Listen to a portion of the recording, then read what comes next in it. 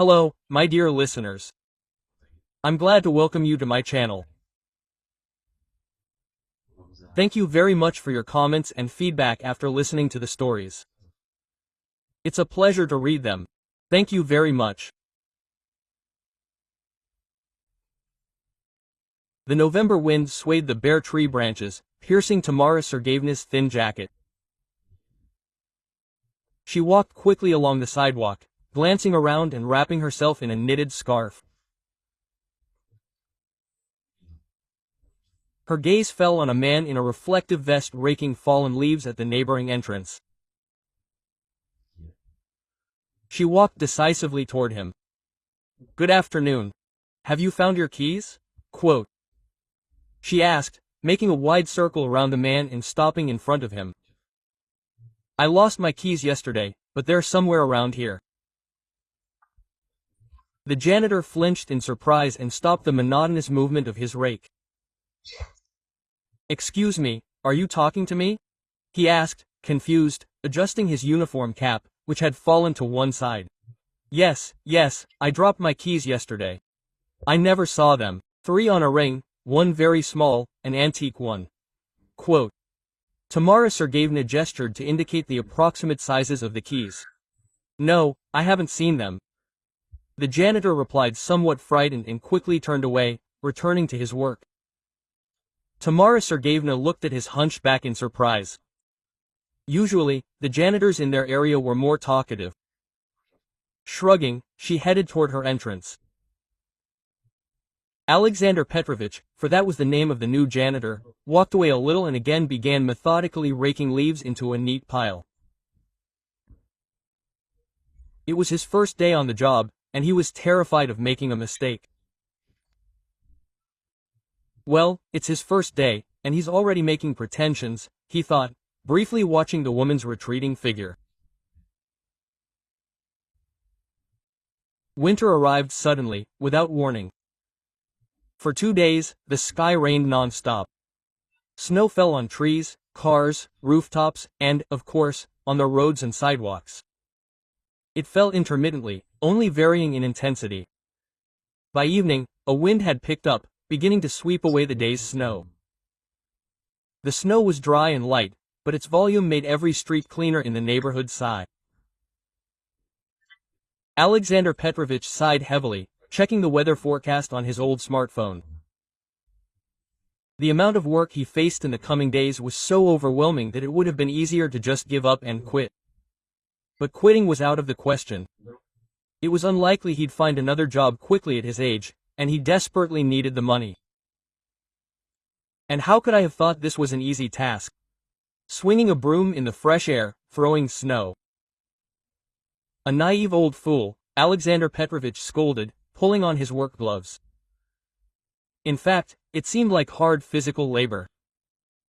Standing in the cold all day was no pleasure. His back, unaccustomed to it, began to ache on the 3rd day of work, but Alexander Petrovich endured. He had plans for the summer. Like last year, he was going to visit his daughter Natasha, who lived in another city with her husband and 2 children. When visiting, the grandfather spoiled his grandchildren, whom he saw no more than twice a year, and tried to throw some money at his daughter. He couldn't afford this on his pension alone. He had to work. He had already been clearing the path to the 3rd entrance for 2 hours when he heard a familiar voice. It was like seeing a shovel in snow for the first time. Alexander Petrovich turned around and saw the same woman who had asked about the keys. She was standing, wrapped in a fluffy scarf and watching his work with slight disapproval. "I just started making excuses.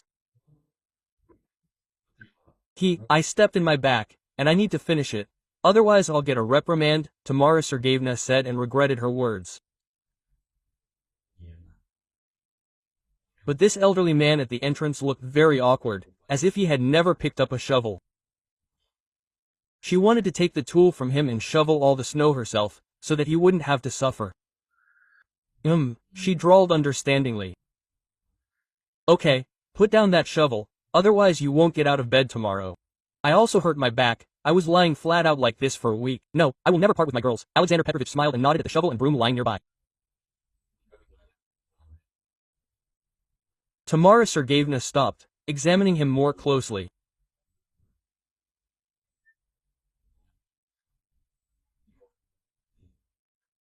There was something intelligent about this clumsy janitor, or what? I see you're new here, she asked. Yes, the janitor answered, trying to straighten up, which was noticeably difficult for him. On Saturday, it will be exactly a month. There, I think, I haven't seen you before. You know, by the way, you clean better than anyone. I don't remember the yard being so clean before. Thank you. Alexander Petrovich was sincerely delighted with the compliment. Tamara Sergeyevna, without expecting it, smiled back at him. There was something inviting about this middle-aged man. She entered the entrance, went up to the first floor and opened the door of her apartment. Throwing her bags and grocery bags on the nightstand in the hallway, she first went to the window. Unconsciously, as if out of habit, she pulled the curtains aside and immediately met the eyes of the janitor, who was just looking in her direction. Tamara Sergeyevna was embarrassed and slowly drew the curtains, leaving a small gap. Now Alexander Petrovich knew where she lived. He returned to work with some new inspiration. Bizvedenia Alexander Petrovich had been alive for almost 20 years. An absurd coincidence, a confluence of circumstances. And he was a widower.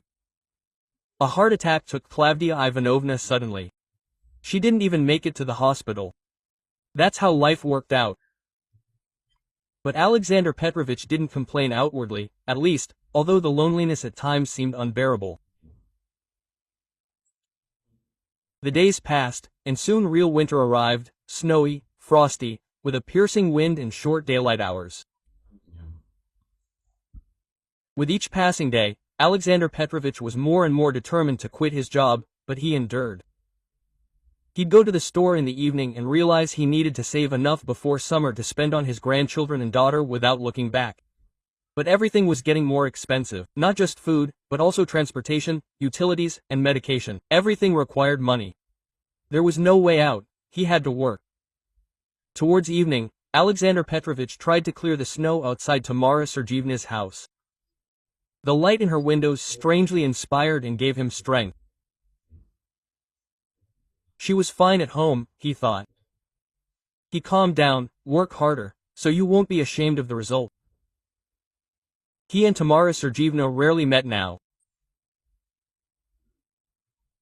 Except when he would deliberately hang around her entrance, as if by chance, just as she was returning from work or the store. Quote, "Good evening, Tamara Sergeyevna," he would greet her, dramatically leaning on the handle of his shovel. "And to you, good Alexander Petrovich," she answered, and a smile flickered in her eyes. "How is your back?" "Oh, nothing, it's bearable. I found a good ointment, I rub it in at night." "And you try mustard compresses." "My grandmother always did it. It helps," she advised, before disappearing into the entrance. And such short conversations warmed the soul of Alexander Petrovich all day. The New Year holidays flew by quickly with snowfalls, rare calls from his daughter and a Christmas tree in the yard, which he helped decorate together with the residents. Now winter was coming to an end. The sun warmed up more and more every day, gradually melting the snow that Alexander Petrovich hated. Now it was necessary to watch the icicles on the roofs of houses and the melt streams. One Saturday, Alexander Petrovich spent the whole day on his site.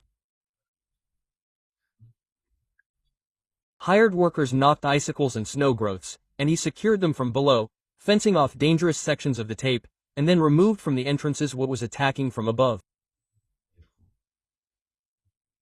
He left Tamara Sergeyevna's entrance for last, without understanding why. He hesitated, delaying the moment. An hour ago, he had found a bunch of keys in a snowdrift, frozen in the ice. There were 3 keys, one small, old, everything as Tamara Sergeyevna had described at their first meeting. Could these really be the same ones? The work was already finished. It was time to put the equipment back in place and go home. But the janitor hesitated, glancing at the windows of her apartment. And suddenly Tamara Sergeyevna, she appeared in the window for a couple of seconds, pulling back the curtain, a minute later again, as if looking for someone in the yard. Alexander Petrovich even straightened up, grabbed a shovel and began working with it energetically, creating the appearance of useful activity. The third time, he couldn't resist and waved at the woman. Taking out, he grabbed the keys he'd found in his pocket and gestured for them. Tamara Sergeyevna noticed the janitor, smiled at him, and waved invitingly, inviting him in. Alexander Petrovich had a keychain for this building. All the janitors had keys to the entrance doors of this building. He quickly grabbed a shovel and hurried inside. The entrance smelled of pancakes, such a homey and cozy scent that it made the man's head spin. He had only eaten in the morning. At lunchtime, he'd swallowed a hamster sandwich on the go, and that was it. Tamara Sergeyevna opened the door, and the two of them went up to the first floor. "Hello, Alexander Petrovich, come in," she invited with a smile. He busily stamped his feet in the hallway, knocking off the snow, and stepped into the apartment, filled with the delicious aroma of fresh pancakes. "Have you finished work yet?" she asked, tilting her head slightly to the side. "Yes, good evening," he nodded. "I was getting ready to go home when I remembered I found some keys today. Were they yours, by any chance?" He pulled a ring from his pocket and handed them to her. "Oh." She took the keys and examined them carefully. "No, they weren't mine. I found mine later, can you believe it? They'd slipped into the side pocket of my bag and I didn't even check." "Okay," he said with a hint of sadness in his voice, grabbing the doorknob, about to leave. "Do you like pancakes, Alexander Petrovich?" Tamara Sergeyevna asked unexpectedly. "I do," he blurted out without a second thought. And it was indeed true. Alexander Petrovich had adored pancakes since childhood, fondly remembering Sunday breakfasts when his mother was in no hurry and often spoiled him and his sister with morning pastries, fragrant pancakes, fluffy fritters, or crispy potato pancakes. Little Sasha devoured everything with particular relish, savoring every bite. He even had his own ritual. Before the first bite, he dipped the pancake in sour cream, before the second in jam, and before the third in honey. After each bite, he closed his eyes, chewing slowly and drawing out the pleasure. "Please, come in. My son was supposed to come by today, but something changed in his plans. I was just looking out the window, and then you showed up. I can't handle such a mountain on my own." She returned to the kitchen. And Alexander Petrovich heard the familiar sizzle from childhood. Another pancake was browning in the frying pan. He washed his hands thoroughly, straightened his sparse gray hair, and walked into the kitchen, feeling like an awkward teenager on his first date. "I'll make some tea now," Tamara Sergeyevna bustled about the stove. "Or maybe some milk?" Many people prefer milk with pancakes. Quote. Alexander Petrovich was embarrassed. He couldn't tell the hostess that since childhood he'd eaten all tasty things without anything to drink, so as not to get full quickly and prolong the pleasure. "Well, don't bother," he said instead. "You can have it without tea or milk. I'm used to it." Quote. It's okay, Tamara Sergeyevna retorted softly. "I'll put some water on to boil, and I'll sit with you. Today has been such a calm day. A rarity these days." Quote. He nodded, feeling strangely excited. The hostess placed a deep plate of mountain blini in front of him, took sour cream and a saucer of raspberry jam from the refrigerator, and a jar of amber honey from the cupboard. "Thank you," he said sincerely. "I really love dipping my blini. I always did that as a child." Quote. She smiled and flipped another blini in the frying pan. She did it confidently, beautifully, with one smooth movement of her hand. Alexander Petrovich couldn't help but admire her polished movements, so calm, measured, confident. Tamara Sergeevna was adding new pancakes to his plate, just as the heat was flaring up. Take them while they're hot," she said. "Cold ones aren't the same." Alexander Petrovich ate with such pleasure that his hostess couldn't help but admire him. Something childish, pure, showed through his face at such moments. "When I was little, I really loved my mother's baked goods," he suddenly shared, "especially the pancakes.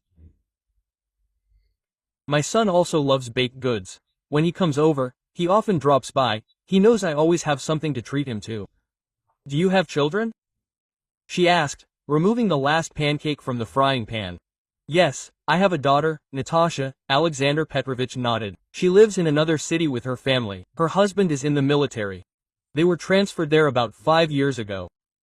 And I stayed here. I retired. I had to quit the theater. I worked there as an assistant costume designer." Quote. "Oh, how interesting," Tamara Sergeevna perked up, sitting down opposite with a cup of tea. "A real theater? And which one, if it's not a secret?" "The Gorky Drama Theater," he answered with undisguised pride. "I gave 32 years to it. You know, such people work there, real creators, talented, bright. Even though I played supporting roles, I still remember that theatrical atmosphere." "And why did you become janitors? Was there really no work at the theater?" Quote. Alexander Petrovich was slightly embarrassed. "I made way for the young people," he tried to joke, but, noticing the attentive gaze of his interlocutors, he added more seriously. "Well, to be honest, I just didn't have time. Nowadays, everything is on computers, smartphones, all this technology, and I'm not particularly strong in it. So I had to leave, and then I realized that you can't live on a pension alone, especially if you want to spoil your grandchildren. I decided to find some extra work somewhere. The easiest way was to get a job as a janitor." He fell silent, wondering if he had told too much about himself.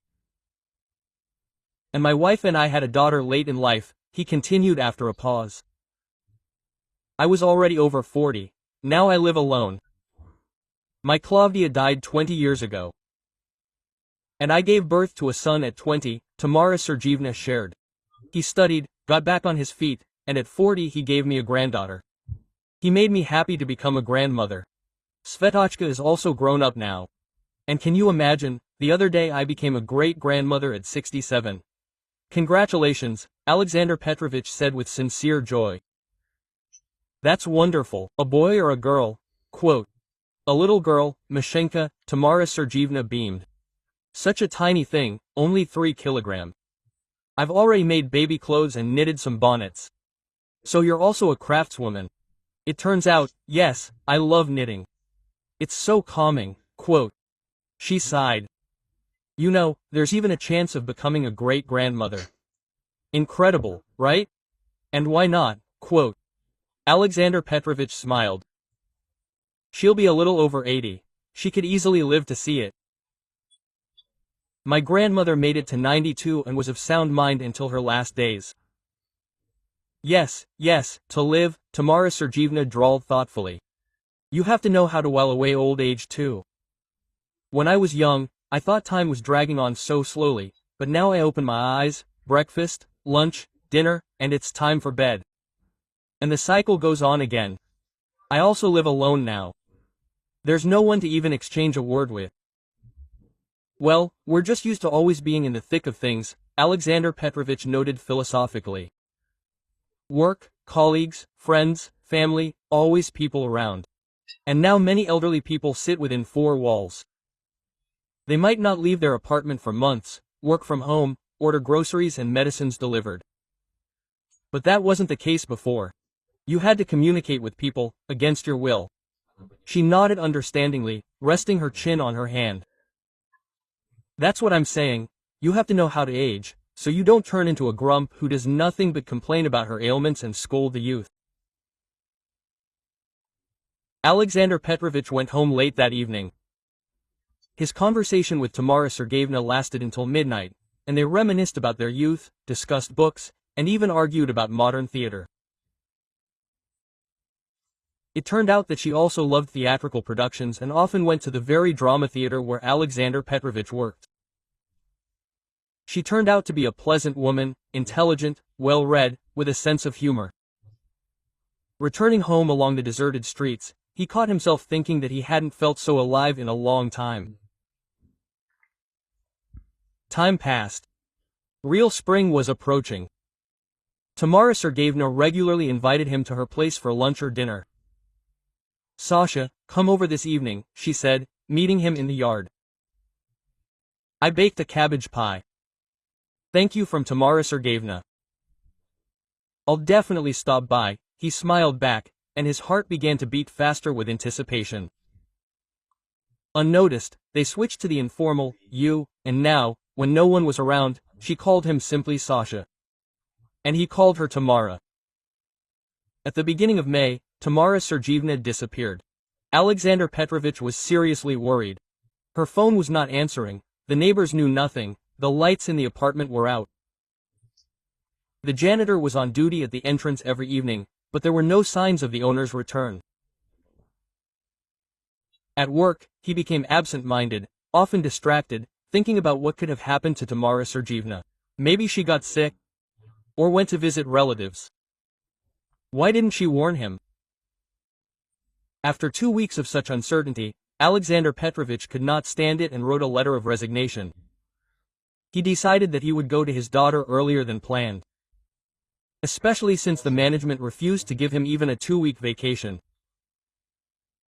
And so, when he was about to take the letter, in the courtyard an unfamiliar car drove up. Tamara Sergeyevna climbed out of it with difficulty, leaning on a cane. A young man who looked like her, apparently her son, followed her. He helped his mother walk to the entrance, supporting her arm. Alexander Petrovich froze with a broom in his hands.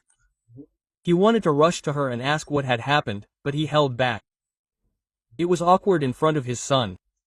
Instead, he finished work and decided to wait until evening. His son would probably have left by then. At 6 p.m., Alexander Petrovich changed into a clean shirt, bought a box of chocolates at the nearest store, and headed to the familiar entrance. His heart was pounding as if he were 20 years old again.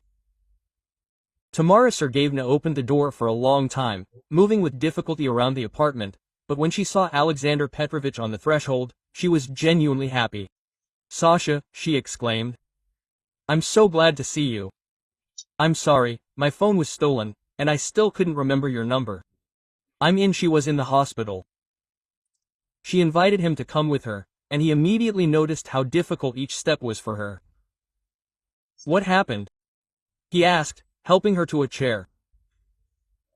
And Tamara Sergeyevna told her story. That day, she was returning by bus from her granddaughter, helping her with the newborn. At one of the stops, a group of young people got on, and in the resulting crush, someone deliberately pushed an elderly woman to take her wallet and phone out of her bag. A commotion began in the crowded bus. Tamara Sergeyevna realized that her bag had been cut. She wanted to run out at the stop after the thieves, but she tripped and fell down the steps right onto the asphalt. The bus left, and I remained at the stop. She continued. My knee swelled so much before my eyes and hurt so much that I had to ask passers-by to call an ambulance. At the hospital, they said that I needed knee replacement surgery. And when will it be? Alexander Petrovich became alarmed. That's the whole problem, Tamara Sergeyevna sighed. I need to get a quota, and they say the waiting list is at least 3 months. Most likely, everything will be resolved only by winter. Of course, it is possible to do it privately. And how much does such an operation cost? Well, and everything else, he immediately asked. Tamara Sergeyevna named a sum that made Alexander Petrovich whistle in surprise. Quote, Yes, with my pension, I'll be saving for a long time, she smiled sadly. Wait until winter. But not wanting to spoil the meeting, Tamara Sergeyevna immediately changed the subject. And how are you, Sasha? I've missed our conversations so much. All the next day, Alexander Petrovich thought tensely. The sum Tamara Sergeyevna named was impressive, but he had almost all of it.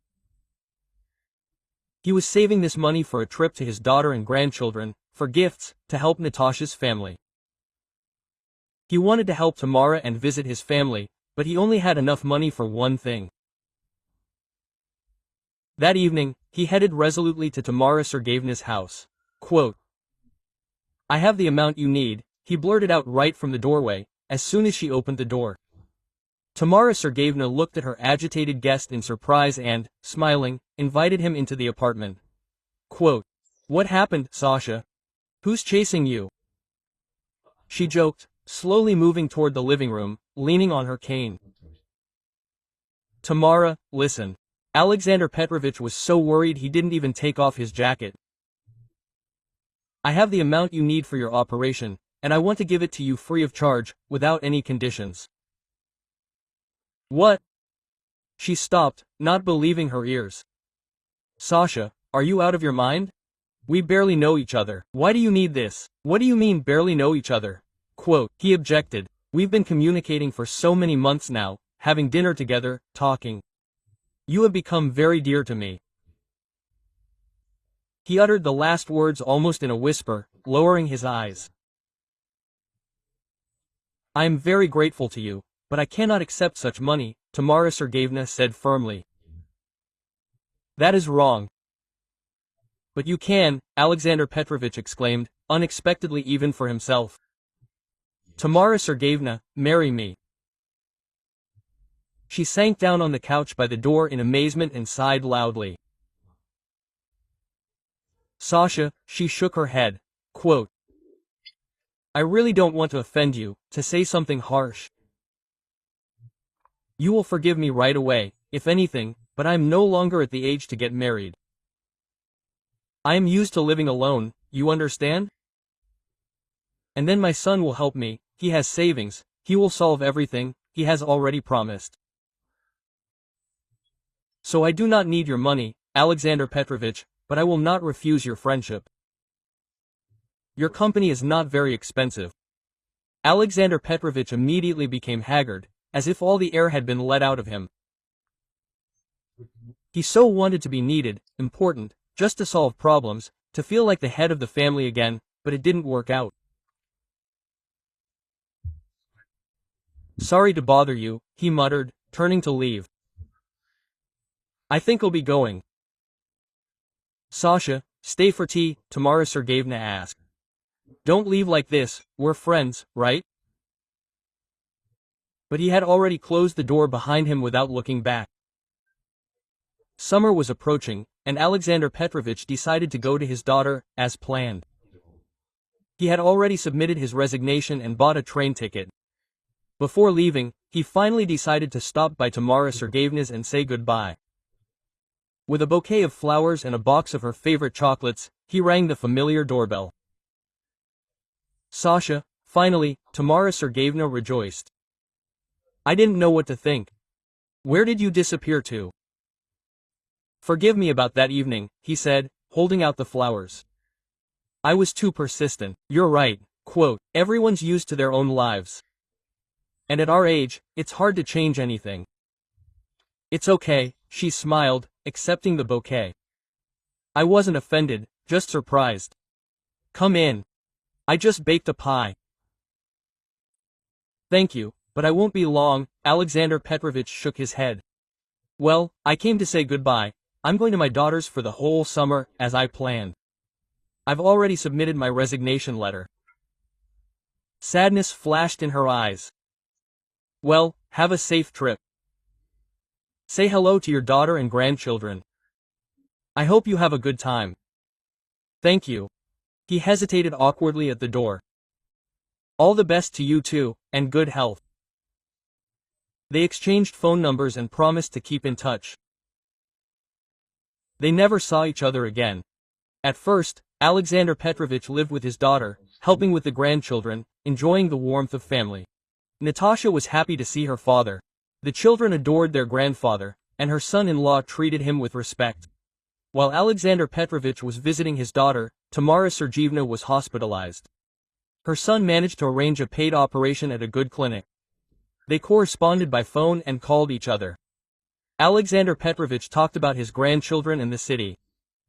Tamara Sergeyevna shared news of her recovery, about her granddaughter, her great-granddaughter, and the books she read in the hospital. One evening, the family gathered for dinner, and Natasha unexpectedly proposed to her father. "Dad, Igor and I have been thinking. Maybe you could move in with us permanently, sell your apartment, and we'll help you buy a one-room apartment in our neighborhood. Quote, you'll be near us, with the grandchildren. Masha is going to music school next year. You could take her. And we feel better when you're around." Alexander Petrovich was taken aback by this proposal. "Daughter, I don't even know. It's so unexpected." "Think about it, Dad," Natasha continued. "What's keeping you there? There's no normal job, almost no friends left. Alone within four walls, and here we are, grandchildren who love you. The city is quiet, green, the air is clean, not like in the big city." "I'll think about it," Alexander Petrovich promised. And he really did think about what awaited him at home. An empty apartment, the search for a new job, endless loneliness. He hesitated for several days and finally decided to move. Alexander Petrovich continued to communicate with Tamara Sergeyevna on the phone, corresponded, told her about his plans. Soon their calls turned into rare messages on holidays, and then even those died out. Alexander Petrovich realized he had made the right decision. Nothing could replace those years with his family. Not even love, because family is the greatest love, just in a different form. And he was infinitely grateful to fate for this unexpected turn in his autumn life.